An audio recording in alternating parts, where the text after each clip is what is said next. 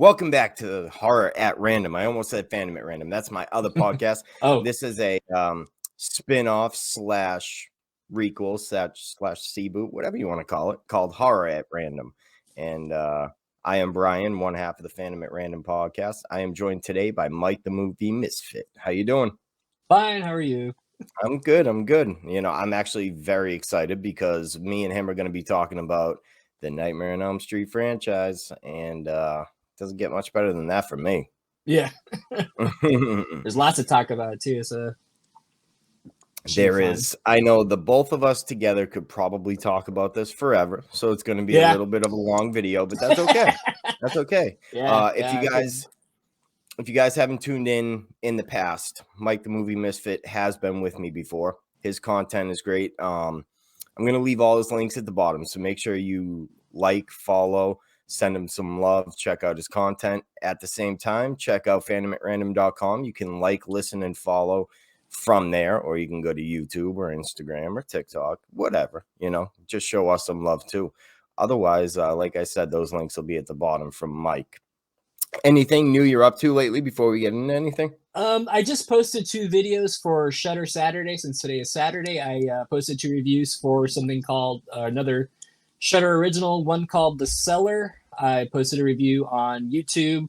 It's a 3-minute video. I go in a little more depth as far as what I thought about the movie. I did a quick review on TikTok, and also did another video for Shutter Saturday called See For Me, I believe is what it's called.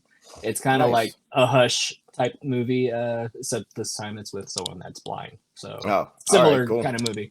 Those are one of my favorite movies, so I love that. Hush is definitely one of the best ones I've seen in a long time. So I posted those 2 reviews, and they're currently right now on my YouTube channel. Awesome. I have a confession to make. I have not been watching as much horror as I need to be lately. Oh, hey, it's okay.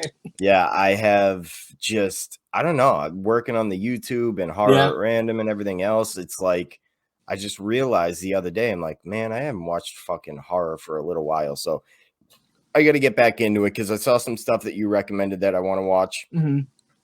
A couple other friends on TikToks that they recommended. So yeah, definitely want to get into it. Yeah, no, I've been so busy with life, and so I'm watching movies, but I'm not having the time to, post my thoughts. So that's unfortunately one of my things I used to do on a regular basis. I am not doing as much anymore. Thursdays I used to recommend just old B movies from like the 70s and 80s. I'd be like, hey, you know what? Check this movie out because it's, might be considered a flop, but it was actually ahead of its time. And unfortunately, I'm not doing those that much like I used to before, like a year ago. So I'm not doing as much either, but I'm trying to stay afloat.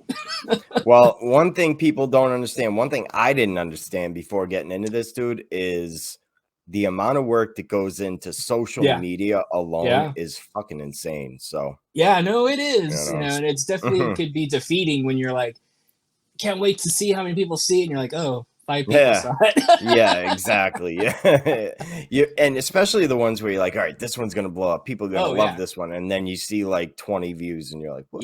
No, I mean, I did every Marvel movie or even big Batman movie the Batman movie that I did a review for. I'm like, even with the title alone, you would think, okay, that'll get like 100 views. And it's like, oh, 5 people only saw that. Yeah, same thing. I did the same thing. So if you guys are listening right now, man, to put it bluntly, we put a lot of work into our videos. We put a lot of work into giving the entertainment to the people. So hit the follow and like button. Go over to his channel and hit the like button. Show some love. It takes a lot of work to do this. And what makes us want to do it, at least for me, and I'm sure Mike agrees, is that when people like it and comment and show me that they do enjoy my content, that's a huge booster for my motivation.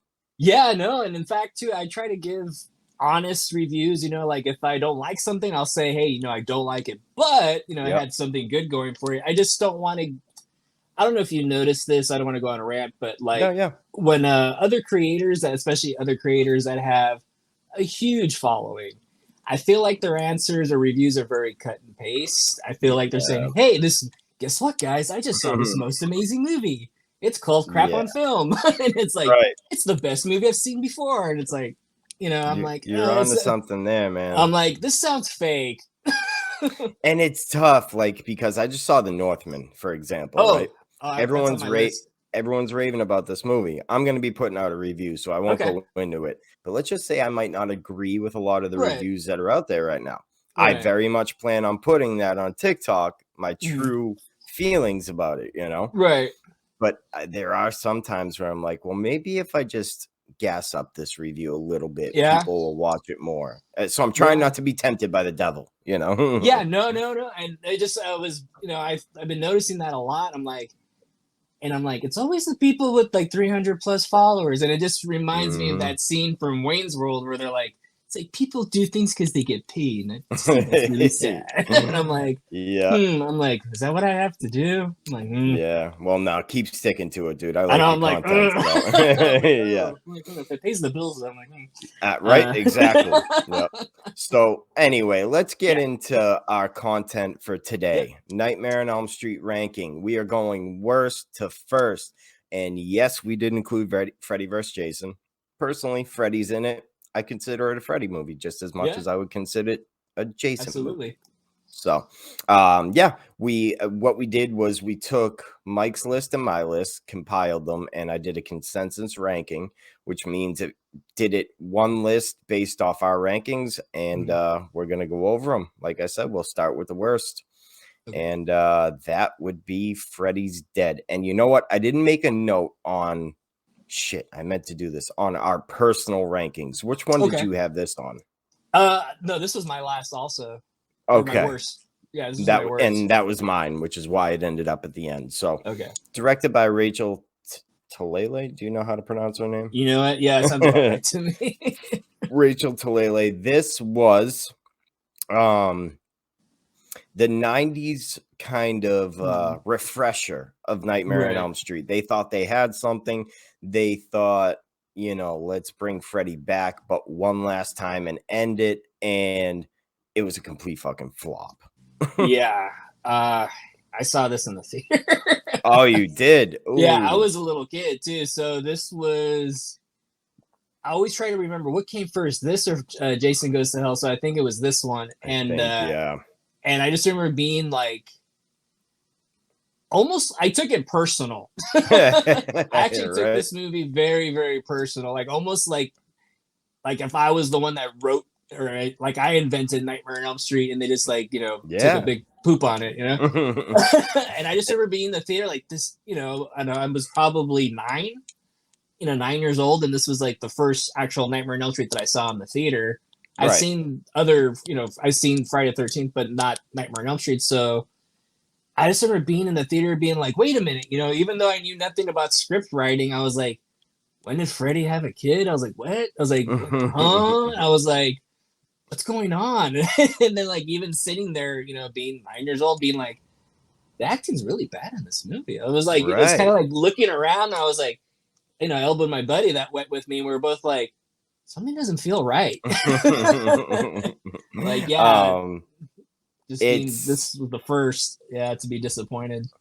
Yeah, sorry, I was looking something up, just trying to get our rankings together so I can be a little more organized. Very good. Shit, how old are you? Sorry, I don't mean to ask on the cast. No, I'm old, but I'm 40. Jesus Christ, dude, I would have guessed you were fucking 25. Holy shit. No, I'm an old dude. Good for you, man. Wow. All right. Well, now I feel terrible about myself because I'm 34 and I look 45. So. Oh no, I figure you're probably in your 20s. I just never say my age, and so until I say something old. Yeah, I didn't mean to ask you on the cast, but I'm sitting here like, you saw it in the theater, like, huh? All right. The first time I saw a moving picture was in 1940. Right now. Freddy's Dead was kind of the one I remember most because this came out right around the time where I had already seen Nightmare on Elm Street 2. I got into horror. I knew I liked horror. Right. And I enjoyed it when I was a kid. I was probably 94, 95. So I was probably 6, 7 years oldish. All right. And as I got to realize what horror was, what Nightmare on Elm Street movies were, I realized this was a heaping pile of dog shit, unfortunately. First of all, let's start off with the big one. The fact that they actually confirmed he was a child molester and killer. I feel like that's a good one to point out, right? Okay. How do you feel about that? Did you... That one doesn't bother. I mean, like, I know it was always something that was there, but never like straight out they said, you know, they never really like said it, you know? Yeah. It was always kind of like he just killed kids. I mean, I thought that, I mean, that's always pretty, you know, that's obviously horrible. But when they said, like, you know, he was a pervert, I kind of, or most, you know, they kind of straight out said it. I was like, okay. But then I was like, I guess it makes sense in a way. But, you know, I was just kind of like, but then, you know, when you start to think about it, I guess it's like, I'd rather, I guess, between the two. Yeah. I kind of like having you just kill the kids. Right. Yeah. It just... leaving it in limbo a little bit would have been better, and then involving the daughter, played by Billy Zane's daughter, actually. I think she was the only decent actress in the movie. Yeah. Going the whole daughter route, and then the fact that, you know, he probably touched her and all this other stuff really threw it off, and then they just went far too comedic with everything. Yeah. I mean, there was just, I mean, the whole daughter route, I mean, I guess that could have been something, but I was like, to introduce it so quickly, be like, all right, now we're done. I was kind of like, huh? And then I felt like I had been such a big fan of the series at that point already, you know, as a kid, just like, you know, just renting all these and watching them all back to back. And then, you know, I had already noticed like a progression of the character of Freddy. I was always like, you know, if you watch the first one, you know, we'll go into that when we talk about it. But if you watch the first one, he just seems like a completely different character. Yeah. And he, you know, basically gets watered down as the series goes on. So I remember being a little kid in the theater thinking, there's no way that guy from part one got married to some girl, had a family, and bought a house. And no one noticed. Right? And I was like, there's no way. That guy was like Aqualung, you know, living underneath the bridge somewhere. Absolutely. Yeah, it just felt wrong, you know? Like, yeah, it just felt like a completely different character. And and I just felt like when I saw the movie, it just has, you know, even think about it now, I'm just like, it just felt like no one that involved with that movie as far as the creative team, I was like, did you guys even care about this movie? Yeah. Like, and I think the lady who directed it, if I should have researched a little more, I think she was a assistant to the producer on one of the movies or something. Right. And they were like, oh, well, she's been working on them. She knows these movies, blah, blah, blah.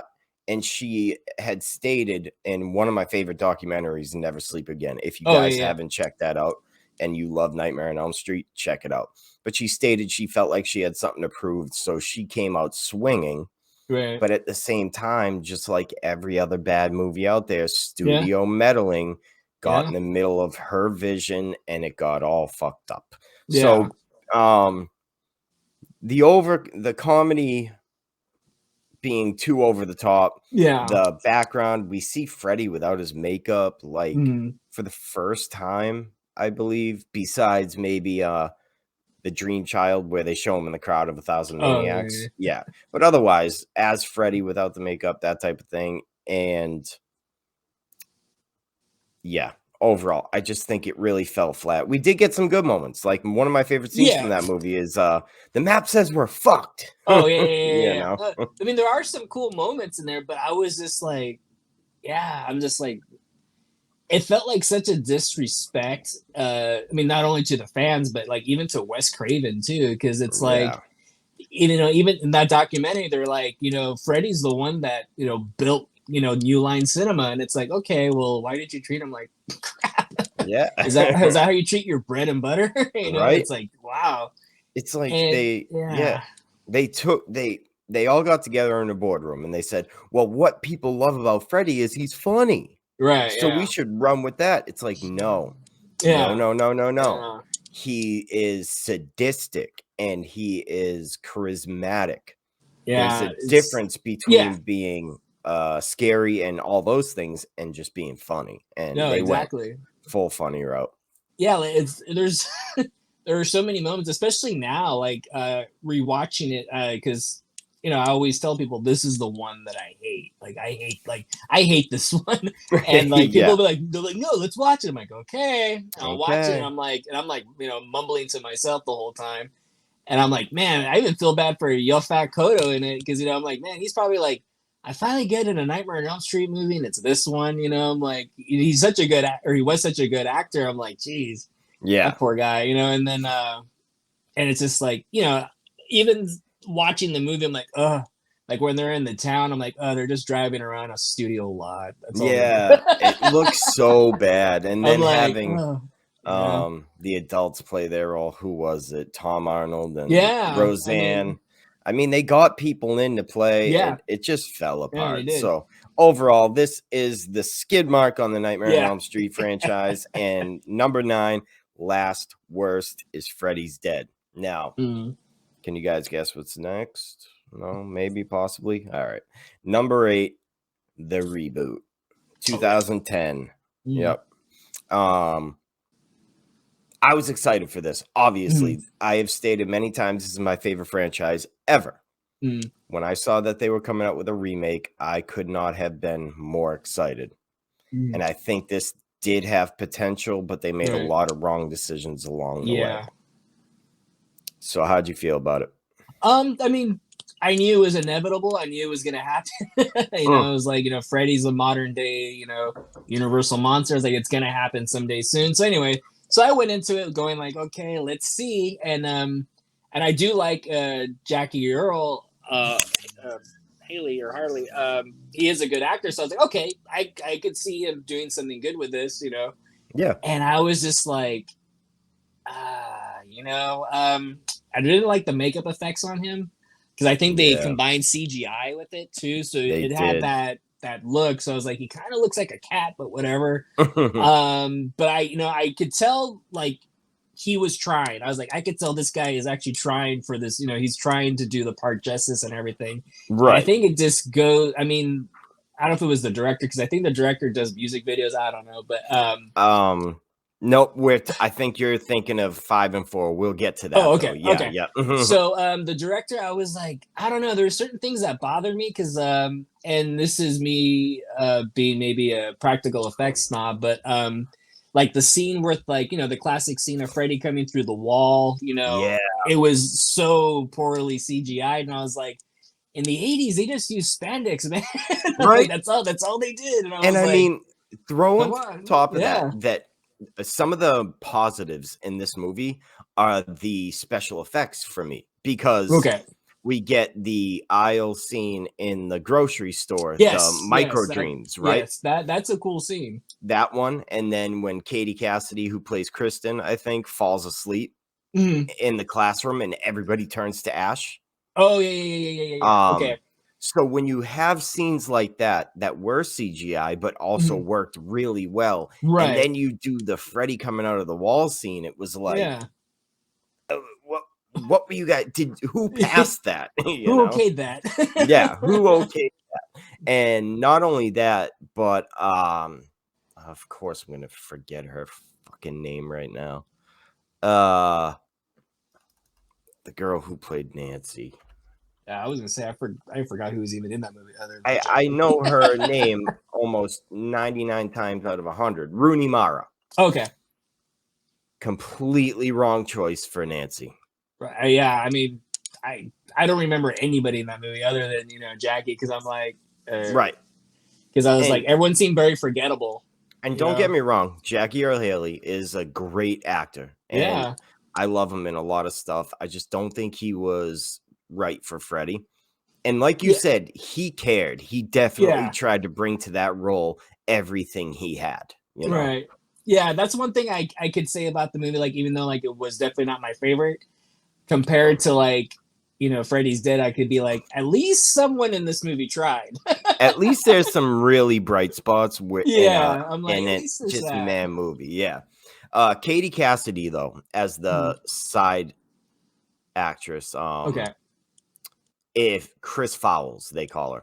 Oh, right, if she had played Nancy, I think we would have had a much better movie. Obviously, not a great movie because we still have a Freddy that just didn't feel like it fit in the franchise. Right. But if we had her as the main character, I think it would have been way better off. And the ending. And when I said they confirmed he was a child molester and Freddy's dead, I think I have to correct myself on that. I don't think they came right out and said it. I think this was the one where they confirmed it. This one, and I think maybe even Freddy versus Jason, they kind of went a little forward with that one. Right. So they made that mistake. And then, like you said, bad effects. And overall, it just, if you're going to reboot one of the best franchises in horror, I think you need to make a little bit of a better effort. Yeah, exactly. I mean, like you said too, like I think my favorite scene from that movie was the aisle scene at the grocery store. I was like, dude, that's brilliant. Yeah. And then it's like, what happened? Why don't we get more of that? Yeah, like, exactly. The micro dreams was a really cool angle to work on, and we got maybe a scene and a half from it. So yeah, I was like, give me more of that at least. Yeah. So number 8, Nightmare on Elm Street reboot. All right. So number 7, we have Nightmare on Elm Street 5, The Dream Child. Now, this was your number 7, actually, and I think it was my number 5. Okay.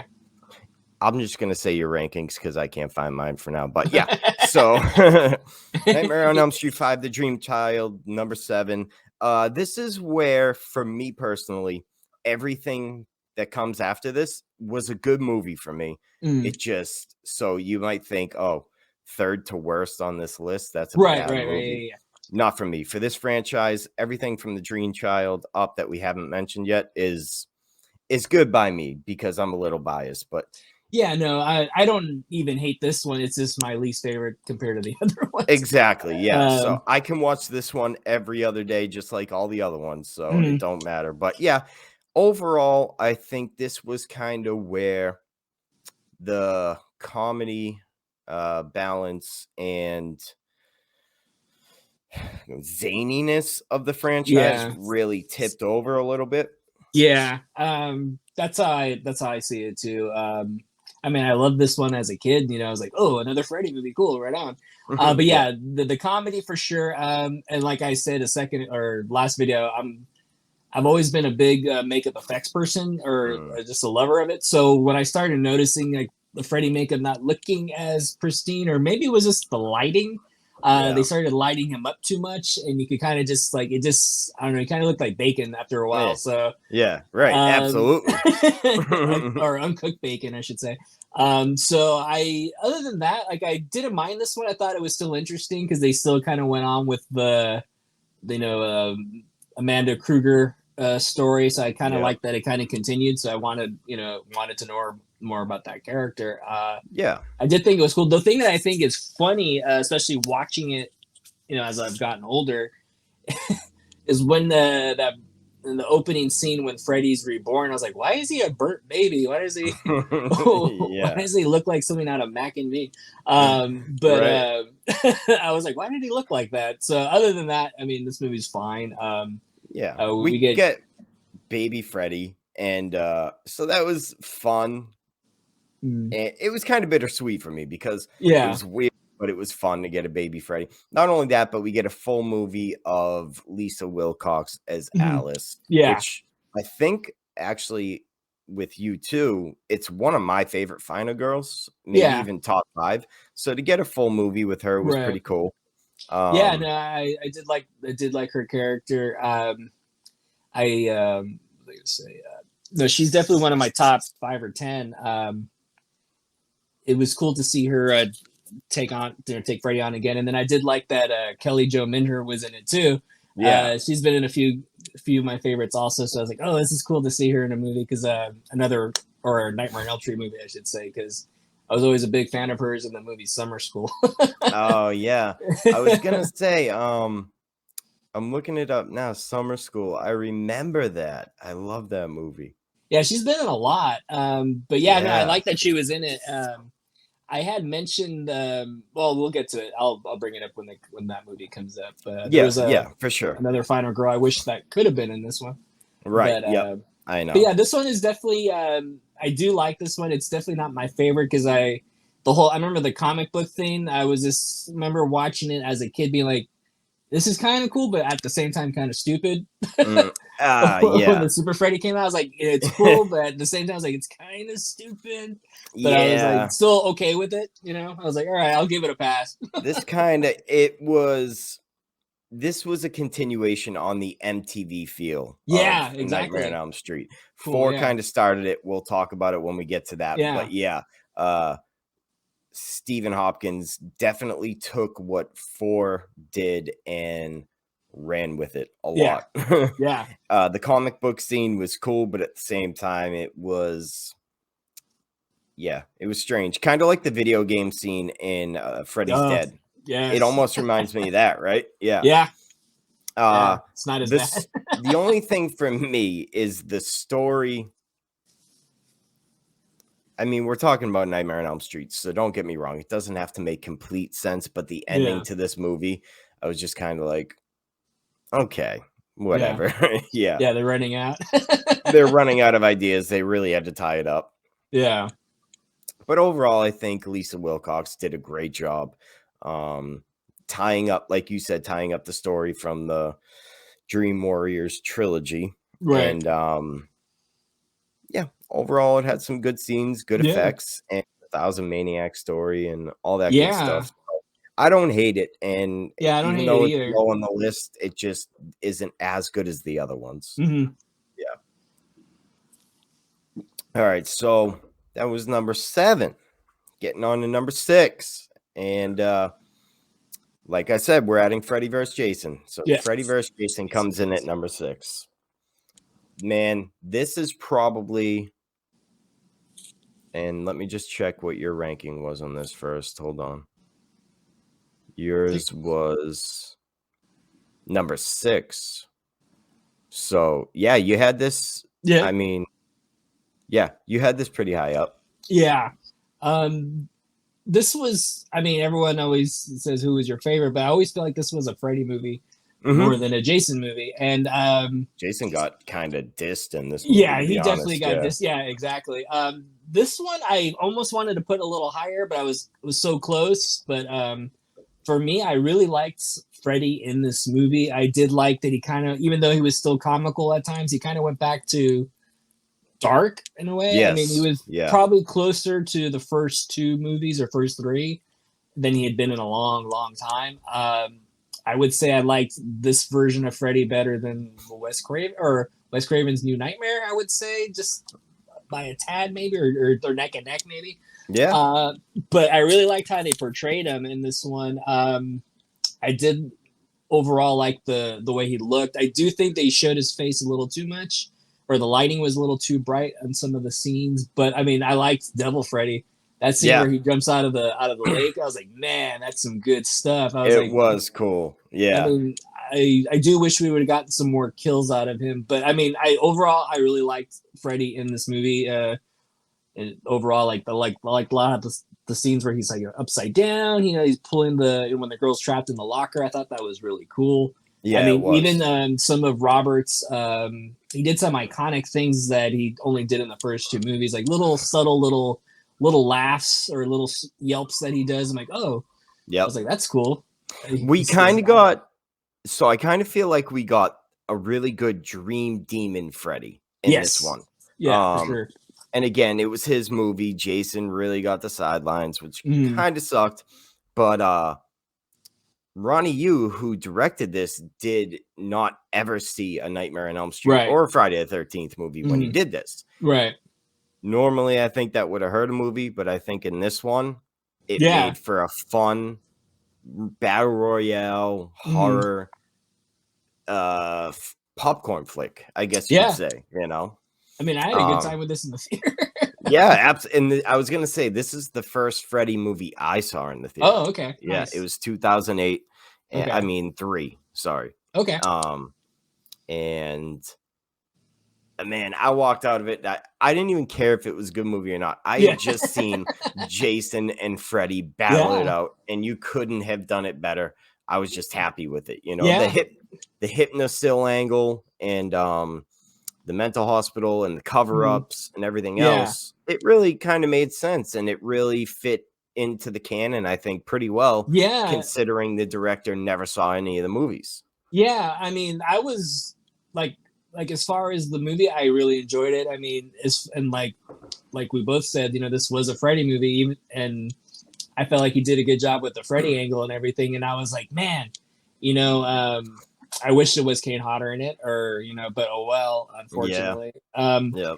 And even the how they implemented, Jason being afraid of water, even though it's a great idea, but unfortunately it doesn't work because he's been in water after every sequel. Yeah. But it's a good idea.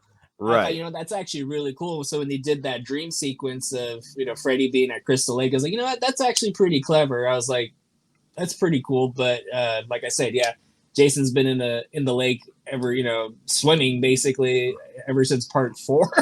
So I'm like, it didn't work, but it didn't make a lot of sense. I was like, it could have worked if they did that in the series, but yeah, the fact that he's swam basically, right. Yeah, in every sequel. Was chained in a lake for over a year and still came back with no fear. But no, it's fine.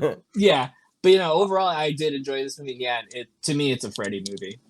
It is definitely, and we also got Catherine Isabel, who is best from Ginger Snaps, and we got Monica Keena, who I think did a great job too. The actresses and actors really did a good job making us care about all of them, and overall, I think that's about as good as you can get when you get a horror villain versus horror villain clash. And I tell you what, there is a rumor that Hellraiser at the end was supposed to catch them both in hell. Yeah, I think I heard about that. And I would have been on board for that. But anyway, I would have been there.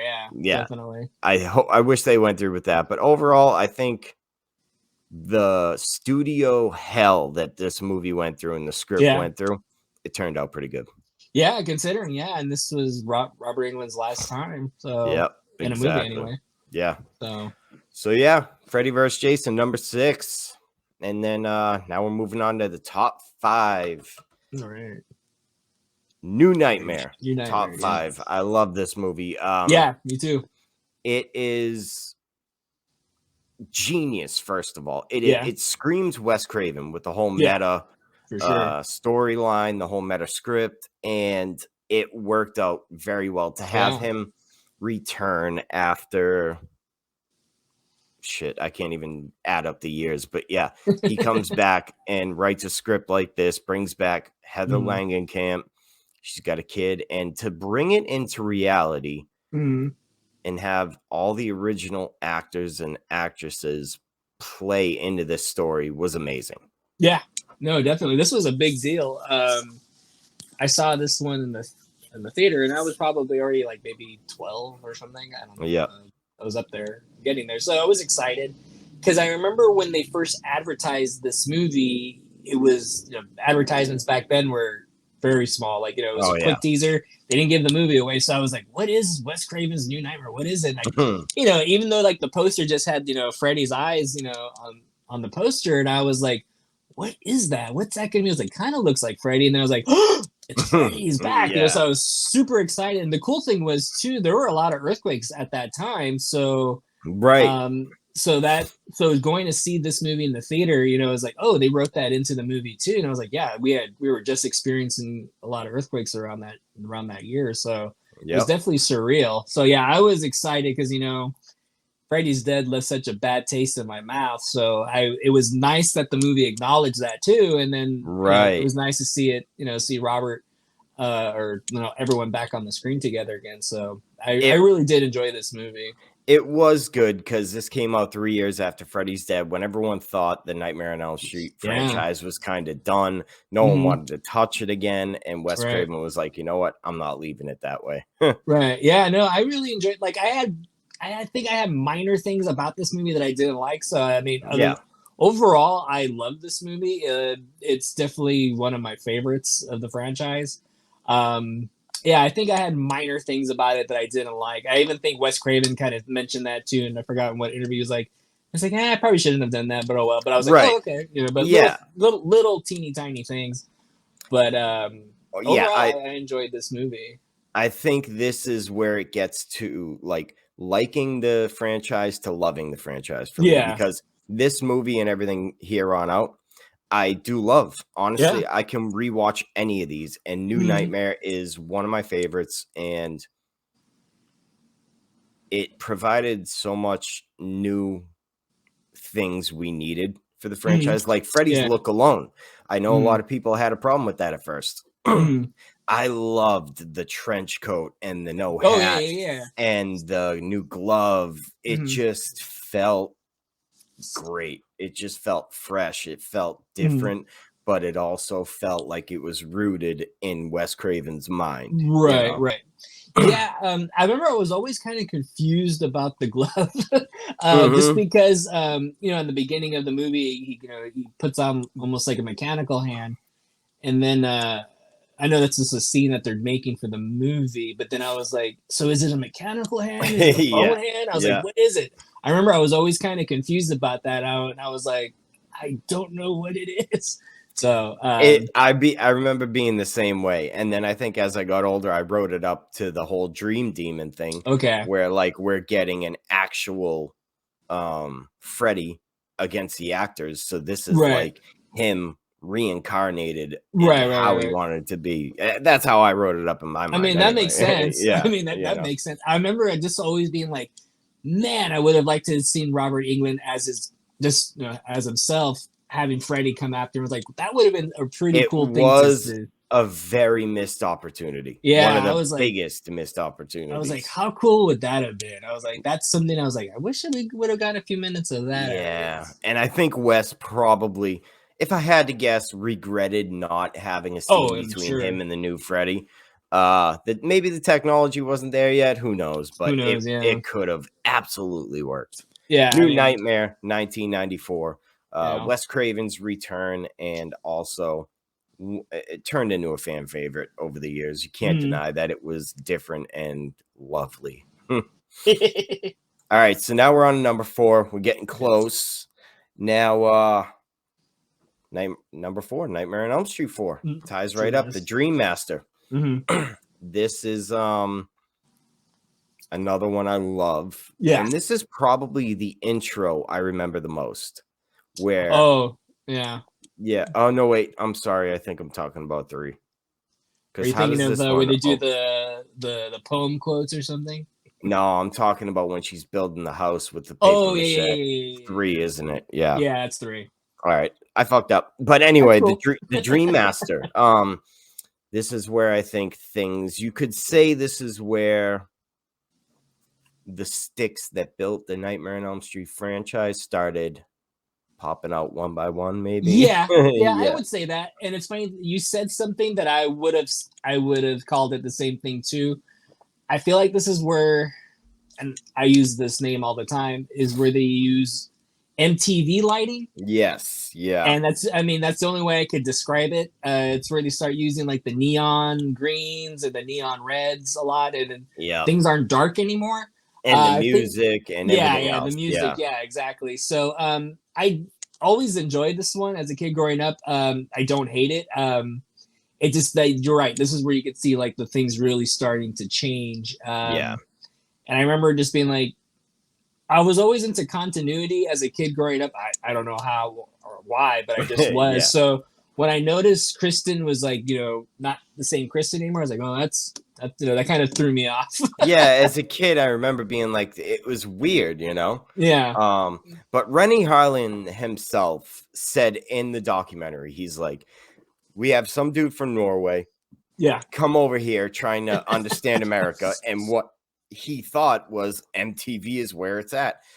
This is what kids want. This is where the franchise is going. So that's what he built off of. Yeah. And for better or worse, we got the Dream Master. I love this movie to death. Sometimes it's even better than 3 for me, but not all the time. Not all the time. No, this one I have no problem with. This one I always feel like is good junk food for the soul. And they ran out of budget. which kills me because that's kung fu scene where he's fighting invisible Freddy. Was so clearly obvious that they couldn't afford to put Freddy in the scene, so they just had the kid fight air, you know. Yeah, and it lasted longer than anyone would expect him to last, which is funny. Yeah, right. Yeah, it was just funny. There's that nightmare, the beginning of that nightmare where he's in the bathroom and everyone's running in. I'm like, oh my god, that's so true. That is a nightmare. Yeah, right.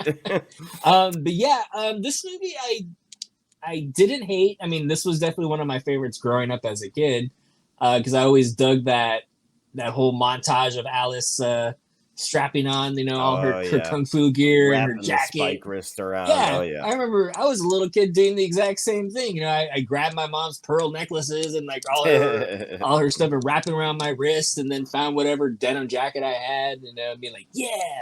You know, but hell yeah, dude. But that also kind of adds to the weirdness of the movie, because you get, not only do you get Tuesday Night replacing Patricia Arquette, but you also get Tuesday Night being killed in the movie, and then being replaced with Alice as a new final girl. It was a very transformative movie. Yeah, definitely. And in fact, you know, even the fact that Kincaid and Joey are killed off so fast. I was going to say they committed a very big sin to a lot of people by killing them off right away. Yeah, you know, that, I mean, it would have been, you know, if they were going to, you know, wipe them out, it would have been maybe at least keep them till the end of the movie, at least if you're going to do that. But I just remember being like, hey, that's kind of quick, man. Right. You know, I was like, and then we get the whole dog pee scene too, but. I know. I was maybe not going to mention that. Oh, sorry. No, it's fine. We have to mention it because that's how Freddy's I can't remember. Do we ever get an explanation as to why that happened? I don't think so. Right? I don't think so. No, but I just remember, even though it happened, you know, as a kid growing up, I thought that was cool just because I liked seeing that, you know, metamorphosis or resurrection. I thought the look cool. of Freddy. Yeah, it was cool. Like, you know. And the dog's name was Jason, so I don't know. Maybe it was like a thing, but a little wink. Yeah, this is when they had fun with Freddy. We got Sunglass Freddy at the beach. At the beach, it was cool, but scary. It was not. Yeah, definitely scary. Yeah, that's a good way to put it. And we got a lot of good kills. So overall, I think this is a solid. The first 4 Nightmare films are solid in each and every way. This one isn't any different. So, yeah, Nightmare on Elm Street 4, The Dream Master, number 4 on the list. We are getting into the top 3, ladies and gentlemen. I'm trying to get the energy up. Oh, you're good. Here we go. Number 3, Nightmare on Elm Street 2. Freddy's Revenge. And a lot of people are going to question this, right? Yeah. I feel like it's getting more love lately. Yeah. I mean, as a kid, this was one of my favorites. I mean, easily one of my favorites. I mean, even when I did the list, I was like, is it 2 or 3 that I love the most? And I could honestly, I couldn't. It was a tough decision because as a kid growing up, I always had 1, 2, and 3 recorded on a VHS. We just recorded them, and I just remember watching the second one a lot as a kid. And then I think too, since I was, even as a little kid, I was really big into you know, special effects, makeup effects, and I was really big into, at the time too, especially because there were transformation scenes. So that scene when Jesse transforms into Freddy, I was just like, this movie has it. I was like, this movie has basically a werewolf transformation scene. Yeah, so I was like, that was my, you know, that sold me as a little kid, just being like, wow, you know, this movie has it all for me. And it's funny, at the time, you know, all these, you know, I guess the subtext or the quote unquote not so subtext, I never noticed. I never noticed it as a kid because I was like, well, isn't that just the 80s? I was like, wasn't everybody doing that in the 80s? That's what I thought. It was like a really cheesy dance scene and like some S&M shit. Yeah. As a kid, I thought it was all normal, and then I realized that's not the case, you know? Yeah, although as a kid, I think it was just ahead of its time, really. Yeah. I mean, I'd say so because, I mean, like as a kid, I was like, you watch a Friday the 13th movie, everyone's wearing crop tops and some of those early 80s, versions, or, any of those 80s movies. So it was like, nothing seemed out of the ordinary at the time. Not till I got older, I was watching it with friends like, hey, and I was like, huh. I was like, well, it's the 80s, right? Yeah. But no, even like, I enjoyed this one a lot because for me, even now, I'm like, this feels like where Freddy was still scary. Yeah. In fact, even I felt like his makeup was good in this one, and the fact that they keep the lighting on him still pretty dark, I was like, I had no problem with it. I know they do say like, or I even remember, I think Wes Craven said it too, is like, they went away from the lore, and I get what they mean by that, as far as Freddy not being involved in the dreams as much. But I was like, well, in my mind, I'm thinking, well, if he's a spirit, he could go ahead and possess anybody. Then I'm like, I don't think there's a problem with that. No, not at all. I think it makes sense. What I do question it, especially more now because I rewatched it recently. The scene at the party, when at the pool party, when he's like, killing people left and right at the pool party. Yeah. I'm like, I always wondered, is it Jesse that they're seeing or is it Freddy? Because even that scene where the dad kind of looks at the window, I was like, it would be kind of cool if we saw Jesse running around back and forth. Know, right? I was like, it wouldn't be bad. Yeah.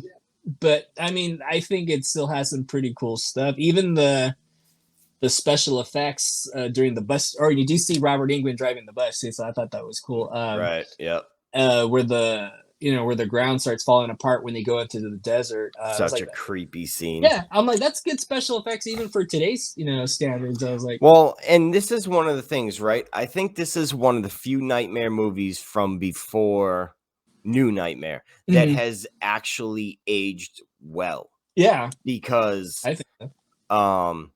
We have the subtext of some kid who's possibly homosexual, trying to, battle with himself and the feelings he has. So anyway, the subtext in the story really can relate to a lot of people these days, right?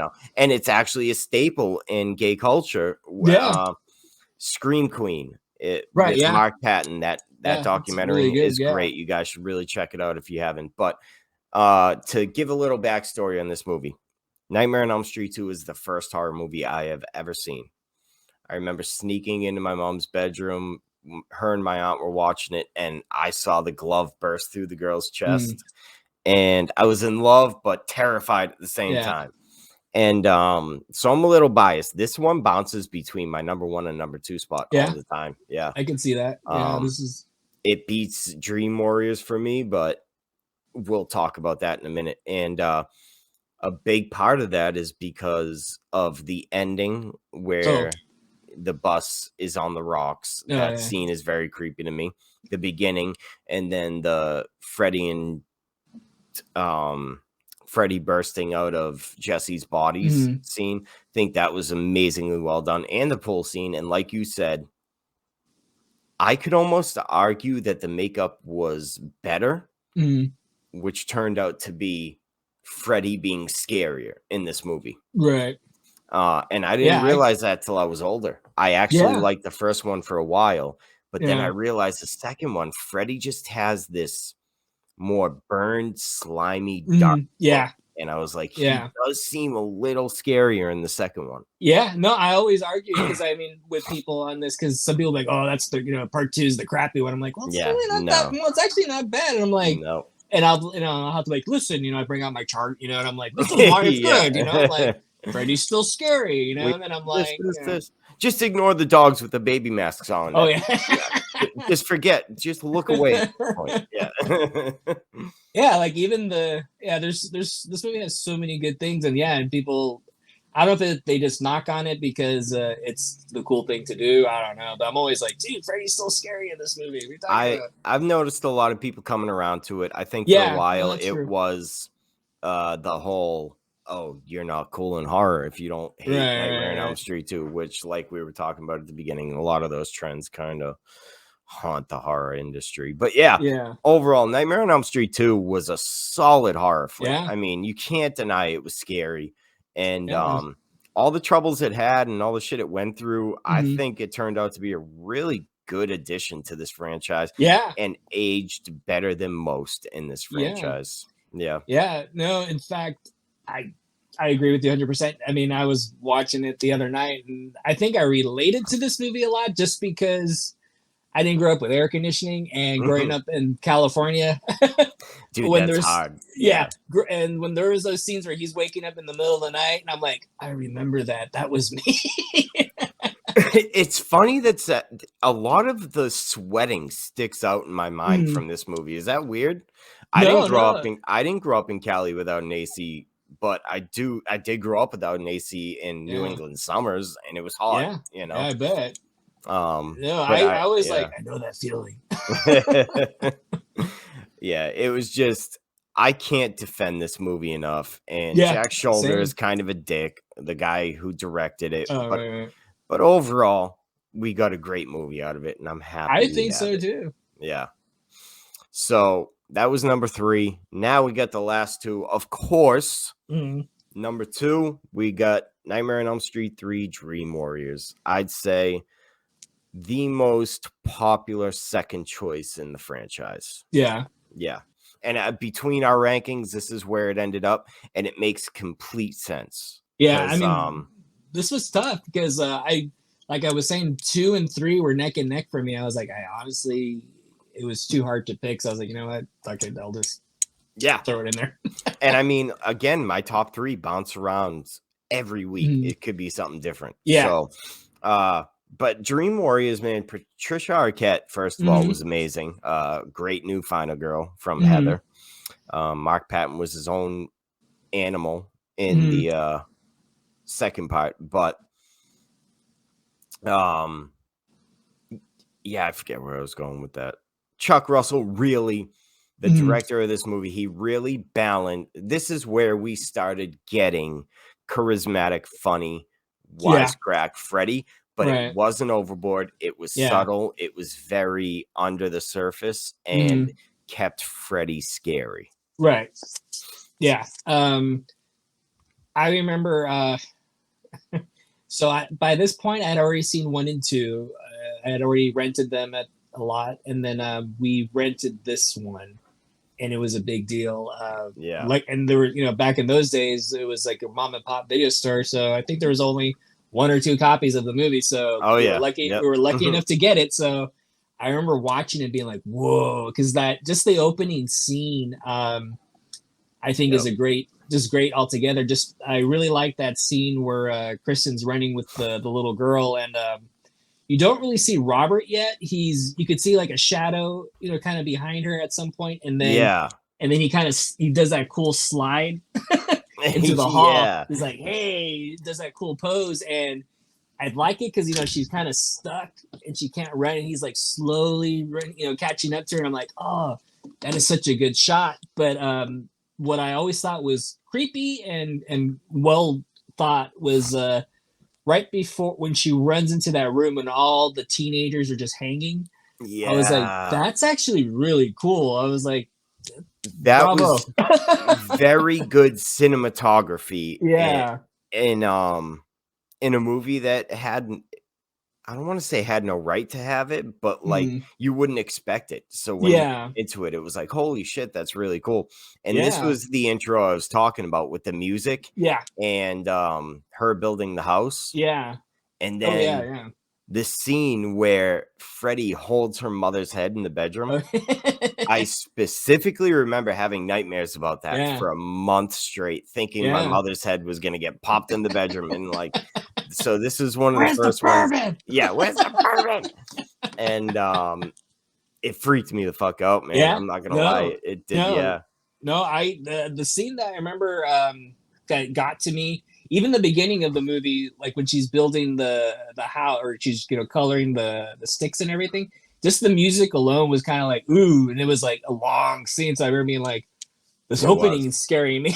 Yeah. the marionette scene when oh man, when he gets up and he's kind of like just like being a puppet, going through the hallways. I think the music, was simple. It's just like it's just like a heartbeat sound. But I just remember being like, like, oh my God, like, a little kid, and then I think at the time I was already suffering from, what do you call it? Sleep paralysis and not knowing it. But yeah, I think I was. Dude. Yeah. So, I mean, as a kid, I didn't know it, I don't think there was a name for it yet. So, right. Yeah. Back in those days, they were just kind of like, you just have problems sleeping. Yeah. You're a sleepwalker. Get on. You watch too many horror movies. But yeah, I just remember, being like, dang, that's really scary. So yeah, that scene altogether used to always get me as a kid growing up. Well, I think that was the first scene that made me realize I could cringe. Yeah. I was like, Yeah. As a young kid, I didn't know what cringe meant until that scene. Right? Yeah, exactly. I think that's another good point about this movie. The kills, all of them were great. We got Welcome to Primetime, Bitch. Yeah. We got that one. The marionette scene. It just, and then they like to call it the Freddy penis. Oh yeah. That's behind the scenes, because on film it came out really good, but I guess behind the scenes it looked a little bit like a dick. Yeah, no, I mean, I could see why. Right. But it's funny because even that scene with the pig on the table, I thought was funny. Yeah. Where she's just kind of walking through the house, and she looks and there's that stuffed pig on the table, and it barks at her basically. And I was like, whoa. Yeah. I was like, whoa. But yeah, no, nice little touch. Yeah, I really enjoyed this one. I do wish I brought this up on one of my videos that I posted. It would have been kind of cool if Taryn survived in this movie and kind of like went on to the next one.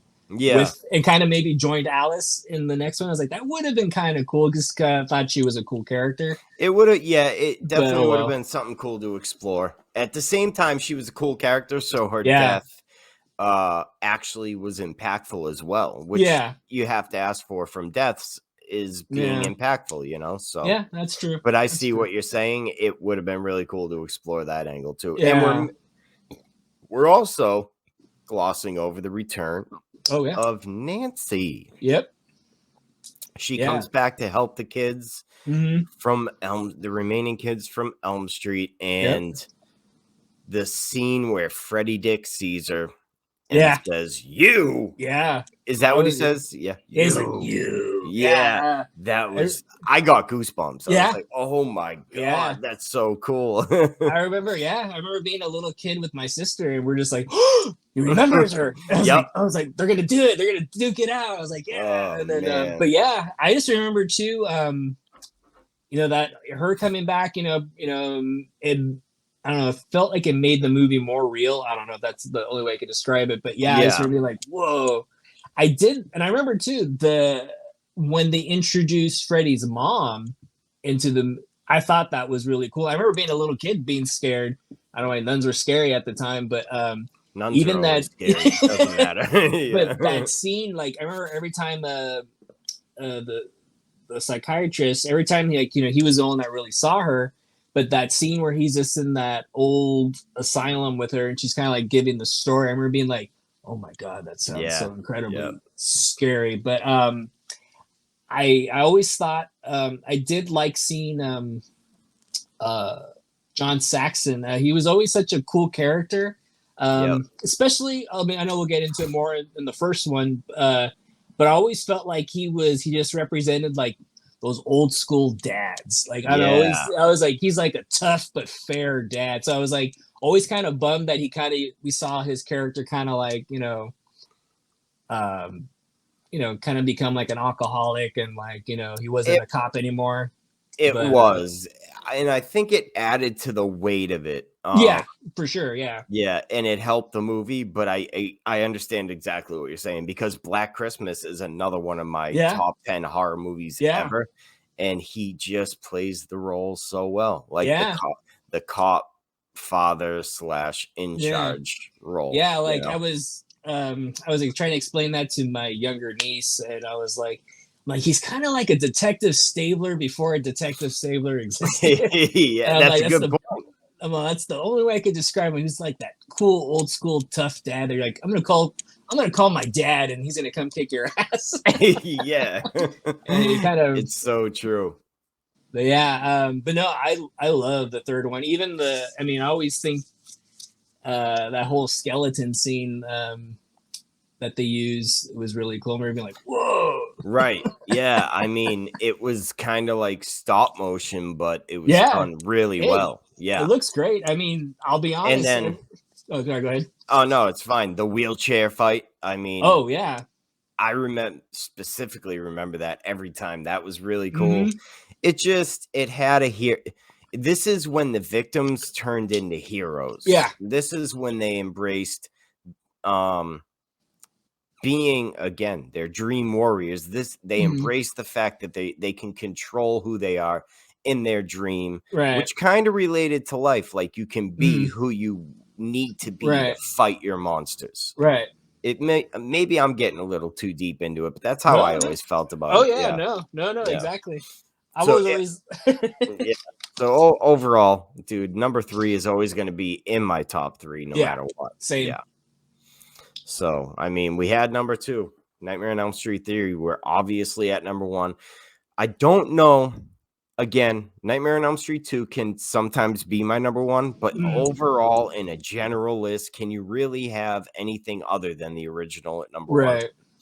It's what made the franchise. It's what changed horror. Personally, I think it opened up so many avenues. Oh, yeah, for sure. And it was so different than what we were getting from the 80s that it really is just a staple. You know? Yeah. I mean, it's what made New Line Cinema a place. Absolutely. Yeah. And Wes Craven was doing kind of serial killer / human fucked up kind of films up until this. Right. And he really dug into his mind and dug into current events and picked this story out and was like, let's run with it. Yeah. Yeah, no, I remember my mother talking about, she was like, hey, mijo, she was like, there was this movie that I was watching, and she was kind of like telling me about it, but I think she was too scared to finish it. And I was like, oh, wow, okay. You know, a couple of days later, she woke me up in the middle of the night. She's like, remember that movie I was telling you about? And I was like, yeah. She's like, it's on. You want to watch it? I was like, okay. And we were watching it. And I was like, and I was like, you can't even go to sleep. That's the thing. So here's the thing. When it comes to Nightmare on Elm Street, right? A lot of people tell me like, oh, well, real serial killers like Jason and things like that, those will always scare me. Freddy's supernatural. That doesn't scare me. Let me tell you this, right? At least with Jason or any serial killer, I have some modicum of control. Just even if I have a 1% chance of living, there's that 1%. I have a 1% chance of control. If you're trying to fuck with me in my sleep and I have no control, that shit is scarier to me than anything else you could ever toss at me. So when I saw Nightmare on Elm Street, it was horrifying to me. Oh yeah, definitely. Yeah, no, I just remember just being petrified. Just even like, you know, I was always thinking like, did I hear something? You know, even that scene where he's throwing, you know, the teeth at the window or whatever they are, and he's just like that Tina. I was always like, oh. I was like, don't get out of bed. So creepy, man. Yeah. And this is Wes's just, I think, his perfect work. Like the body bag Tina, the phone tongue, except for the ending. I'd say maybe if he kind of messed up on anything, it was the ending. But at the same time, there's an argument to be made that it was a good ending as well. But anyway, yeah, it is. It just, he made sleep what Jaws was for water. Right. Yeah. Right. You know, that's a good way to say I always try explaining that to people. Like, yeah, people were afraid to go to sleep after this movie. Yeah. Definitely. I just remember being like, you know, petrified of it. There were so many things, and then you can't go to sleep, and then, you know, being a little kid, you know, I was scared to go in the tub for a while because as a little boy, you know, you jump in the tub and you're in there for like 2 hours. You know, I had my toys in there, so it's like, I'm looking around. You know, at that point, like, is something gonna come up? Feeling for a trap door. You know, but yeah, no, this one was just awesome. And then seeing it as an adult, I was always like, this one was always my favorite as a kid growing up. And I think I liked it, especially now, I think, because Freddy in this one just seemed, I want to say, the most evil he ever was. I think just because he looked dirtier, like, if the sweater is different completely compared to the first ones or the rest of them. I'm like, he's dirtier, like, even like, the makeup that they did, you could, even though it's like, burned kind of like pizza or whatever, but you could still see like Robert Englund's like face in there. You could still see like some of his features. Yeah, you're right. You can't. You can see his cheekbones. He's kind of got like a high forehead. Cheekbones. You can see all that in the makeup. Yeah. And then like I do like how it's like kind of chunky too. Like almost like it's ripping off. Like I could see like little pieces of flesh kind of dangling. Yeah. And also I picked up on. I was just like, God, this whoever the character was, I just felt like he was just some like bad person. Just, and even like when there's a couple of scenes where he speaks. You could tell. I don't know if I met Robert Englund a couple of years ago. And I was too nervous to even ask a question, but I noticed like some of his grammar in the movie was off, and I was like, I wonder if that was like an ad lib he did on purpose, just to give the character some more, I don't know, edge. I don't know, but so I can't answer that question, but I can say that I've researched Robert Englund very heavily, and between everything I've seen, two of my favorite things about him were he did ad-lib a lot of shit in that first movie, and explored who Freddy Krueger was and what he would say. Right. And body mannerisms. Yeah. My favorite fact about Nightmare on Elm Street will always be because he wore a heavy metal glove. Oh, yeah. He had the gunslinger stance. Yeah, exactly. And that's how we got the famous silhouette. And that's the genius behind Robert Englund. Yeah. He invested himself in the Freddy role so much. Yeah. And everyone on that movie cared about the movie they were making. Like this was, they had to. New Line Cinema invested in them. They had to make this movie a hit. And it was. And I mean, Robert Englund was a huge part of that with Wes Craven. So to answer your question, I think he probably ad-libbed a lot of that. I mean, when I met him, I never get starstruck, and I actually got starstruck that day I met him, and I literally felt like Ralphie meeting Santa Claus in Christmas Story. I was just staring at him. He was like, "Okay, kid, all right, let's just take a picture," and I was just like, "Okay." I couldn't even imagine. I haven't had the chance to meet him yet. I've never been one for paying to meet celebrities. Yeah, Robert Englund is 100% one I would. Yeah. And when I do, I'll be the same way. I'll be like, so you're Freddy. Yeah. All right, let's take a picture. Bye. Yeah. I mean, he was the nicest too. Like, I'm the same way too. I don't really care for paying for autographs, but I was like, he never comes to LA, and that was like a weird thing that he was there. So I was like, I'm gonna do it. And he was ridiculously nice, but I, for whatever reason, got starstruck and couldn't even ask anything. And I can't blame you at all.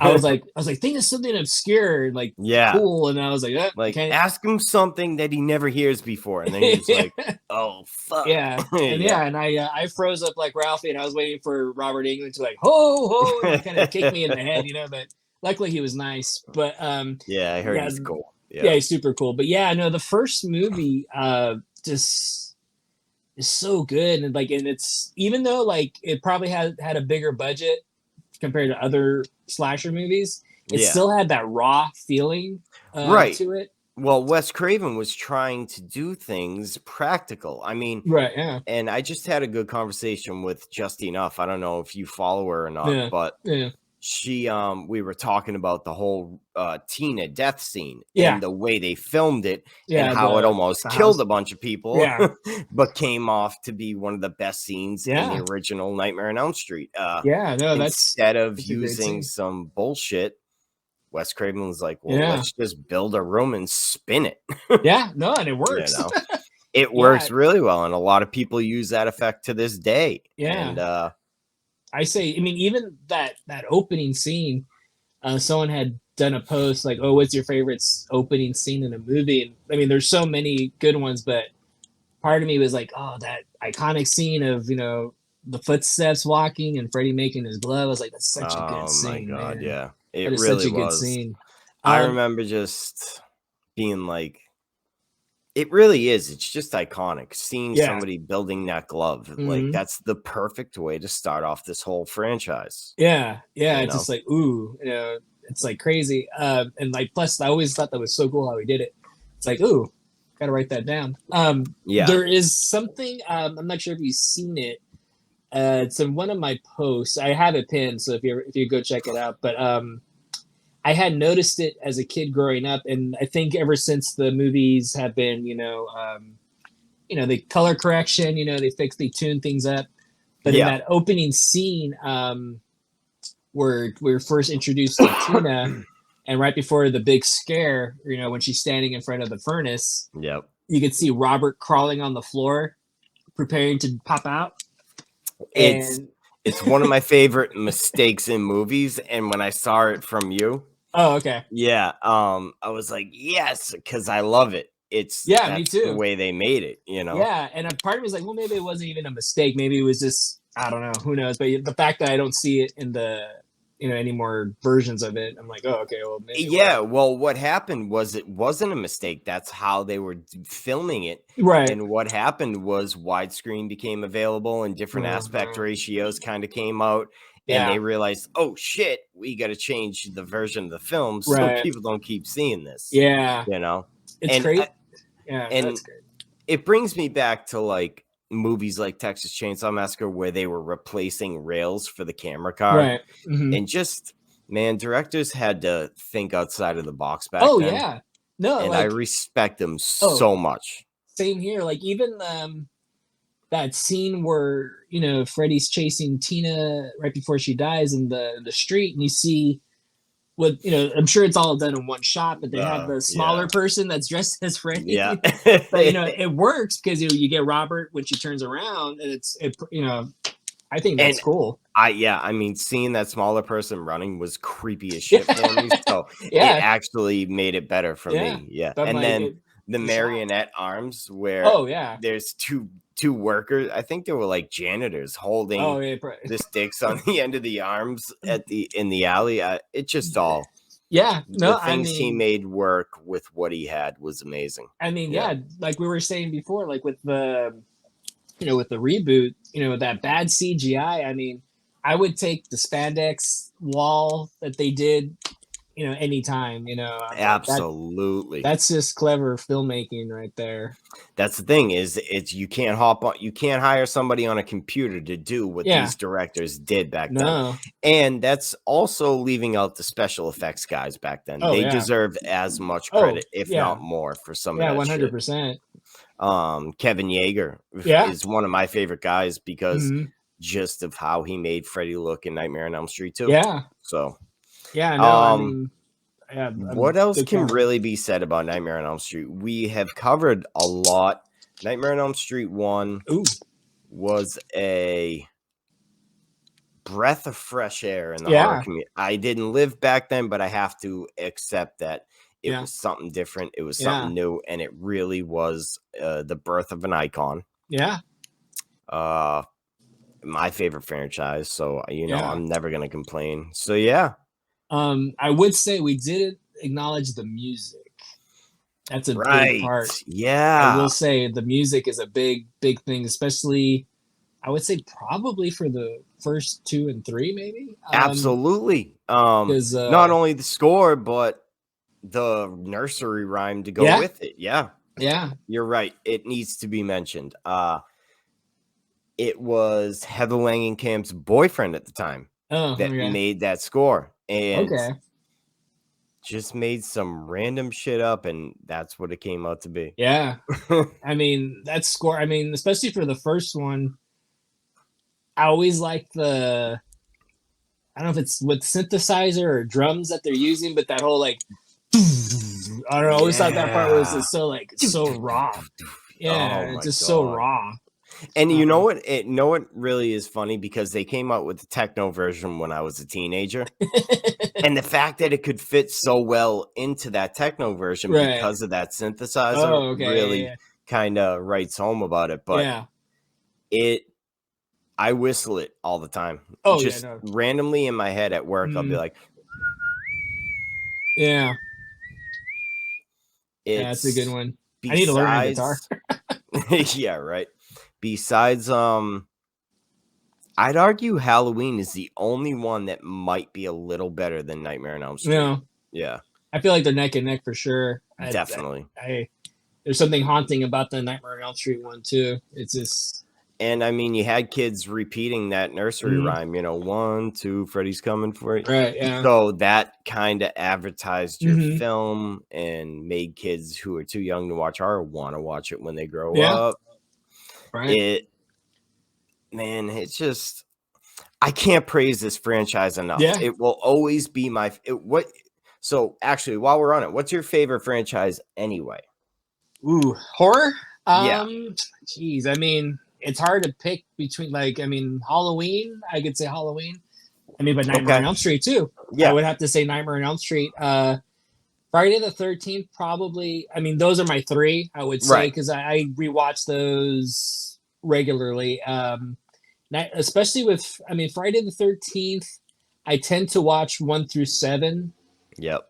Probably just the Paramount years. I skip 8 because I don't like 8, but 1 through it's usually 1 through 7, but I usually watch Friday the 13th, 2, 3, and 4 simultaneously, almost like they're like their own trilogy. Just because they take place in the same weekend technically. Yeah, I know, right? But usually when I read, it's usually one of those 3 franchises, just because. If I need something like, Friday the 13th, I feel like is junk food for the soul. It's not as good as Halloween or anything, but they're fun and they're raw. And there's something to learn, I think, from each of those franchises too. Like I'll watch, like Nightmare on Elm Street 1, and I'll be like, wow, all these simple, I say they're simple, but they're probably harder than they are. But these effective techniques, because I think Wes Craven too put all these like maybe subtext in there, and in the first one especially, all these little things, in there, and just kind of threw it all at whatever stuck.